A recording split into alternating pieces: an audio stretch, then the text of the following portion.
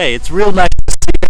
Welcome to Barlow BBQ. Today we're going to smoke a tri-tip on the Weber Kettle grill, and instead of finishing it with a sear, we're going to blast it with a dose of high heat. And Martha is here. She's going to show us how to put together a really good seasoning that goes great on beef, and we're going to use that on the tri-tip. So stick around and let's get started.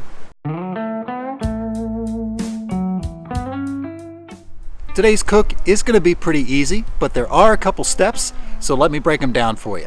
First thing we're going to do is smoke the tri-tip indirect on the grill until it hits an internal temp of 110 degrees. Then, to finish, we're going to throw on a fresh batch of hot charcoal to get the grill blazing hot. Then we'll put the tri-tip back on indirect until it reaches an internal temp of between 130 and 135 degrees. All in all, I don't think this cook is going to take much more than an hour, so I'm going to go ahead and get the grill set up and ready to go. And while I'm doing that, Martha is going to show you how to put together the seasoning we're using on our tri-tip.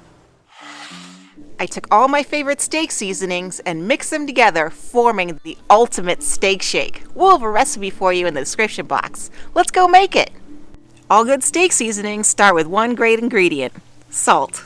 We're going to use kosher salt, black pepper, of course Montreal steak seasoning, some minced dry garlic and garlic powder, and this complete seasoning mix.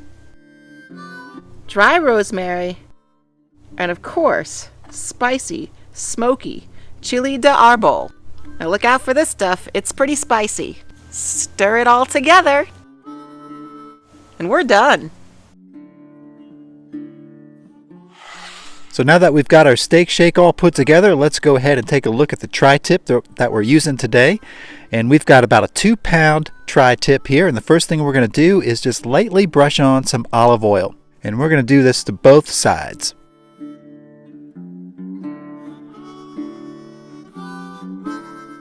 Alright, now it's time to throw on some of that steak shake, and like I said, we're going to do this to both sides.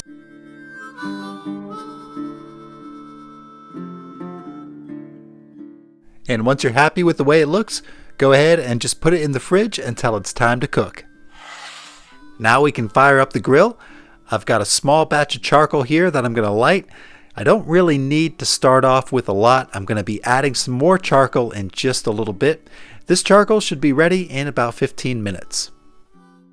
Okay, this charcoal is ready, and that's going into the Slow N Sear, which I love because it holds a lot of charcoal and allows things to burn slowly over time, which is why I'm adding just a little bit more charcoal here.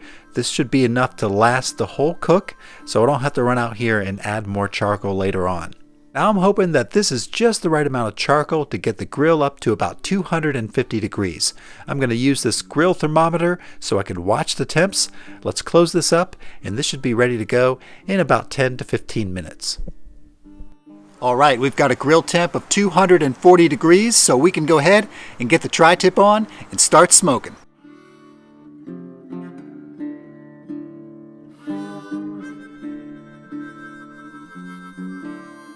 Alright, now we're just going to let this ride until it hits an internal temp of 110 degrees. So let's cover it up, and I'll see you back here when this tri-tip is ready and we can move on to the next step.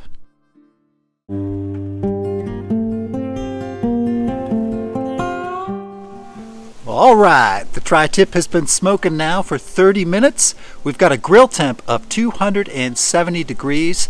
I've got my bottom vent closed about halfway and my top vents are wide open. It's January, it's cold, it's windy, so I want to keep some circulation going in there.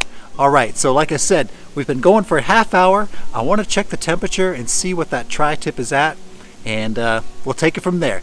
Let's take a look. Dang, this is looking real nice. I've got a digital thermometer with me, so let's go ahead and check the temp. We'll start in the middle first. Just off camera, that's reading 104. Let's try the end closest to the camera. Alright, so now this end is a little thinner, so that's going to be further along. That's at 112 right now. And then we'll try the point back here. And see, we're already at 125 at the end. So let's go ahead and just give this maybe about 10 more minutes to smoke so we can bring the middle up to temp a little bit, and then we'll get ready to finish it off. So while I'm waiting on the tri-tip to hit 110 degrees, I went ahead and lit some charcoal over here, and I've got about a half a chimney charcoal's worth. We're going to need quite a bit at the end to finish off the tri-tip, so this should be ready in just a little bit. Okay, my alarm for 10 minutes just went off, and our grill temp is at 257 degrees. Looking pretty nice. All right, we need to check the temp on that tri-tip. Okay, we got a temp of 115 in the middle.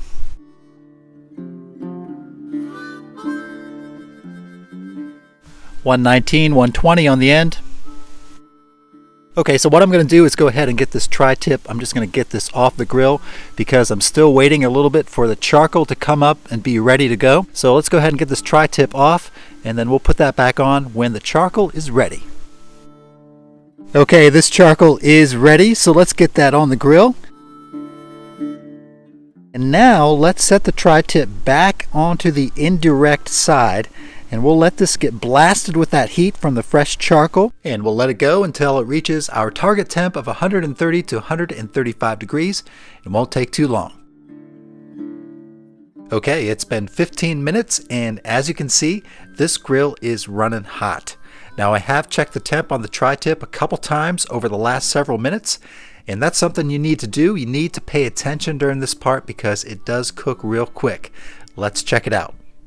Wow, this tri-tip is looking awesome. The color is amazing. The camera just doesn't do it justice.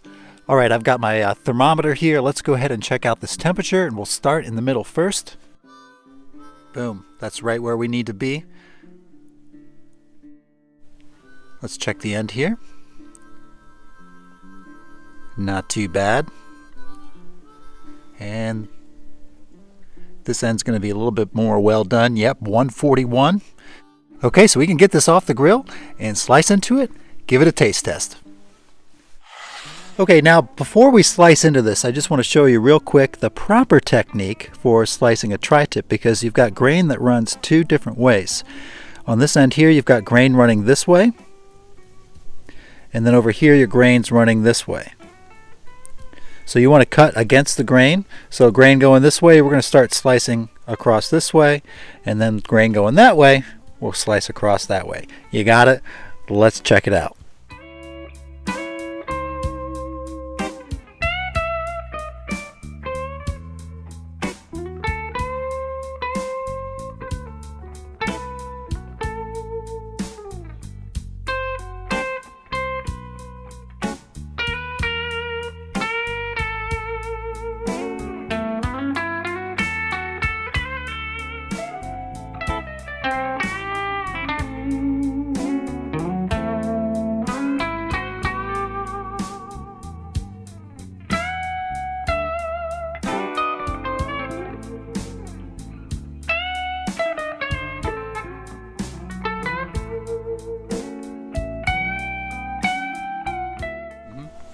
Boy, I'll say it's not very warm right now. Nope, it's a little chilly outside, so we're going to try to wrap this one up quick so we can get back inside and warm up.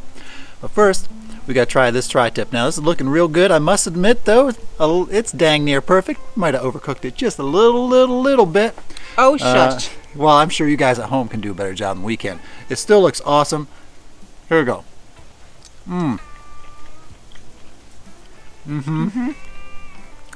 Ain't nothing wrong with that.